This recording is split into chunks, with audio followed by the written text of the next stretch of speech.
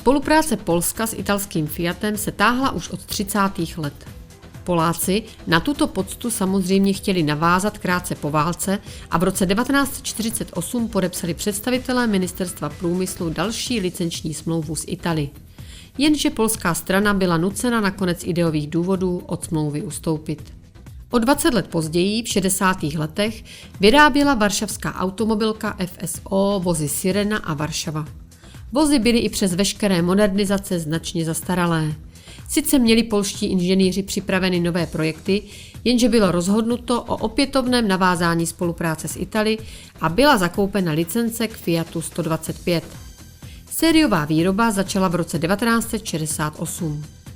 Zpočátku byly vozy montovány z dovezených dílů, poté se vyráběly přímo zde.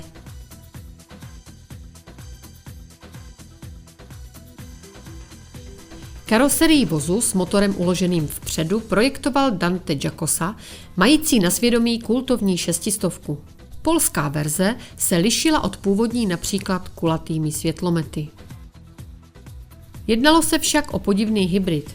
Model 125 byl v době jednání mezi Polskem a Itálií ve fázi připravované novinky a polské straně byla předána v podstatě jen karoserie s vybavením a na podvozku původních modelů 1300 a 1500. Zajímavostí je, že na domácím trhu byl takřka nedostatkovým zbožím. Vybavení výrobní linky stálo obrovskou sumu peněz a bylo potřeba ji získat zpět. Proto se většina vozů vyvážela za hranice, a to doslova do celého světa, což překvapivě licenční smlouva umožňovala. I když byl ve své době dobrým vozem a v mnoha zemích patřil k nejlevnějším, rychle zestárnul. Trpěl na časté poruchy karburátoru, problematické bylo uchycení zadní nápravy a korozi snad ani není třeba zmiňovat. Výroba měla být ukončena v roce 1982, ku podivu však vydržela až do roku 1991.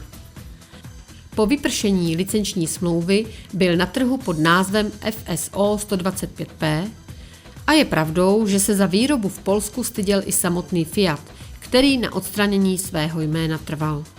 I přes veškeré problémy bylo ve Varšavě vyrobeno téměř 1,5 milionu vozů tohoto typu a více než polovina se vyvezla za hranice.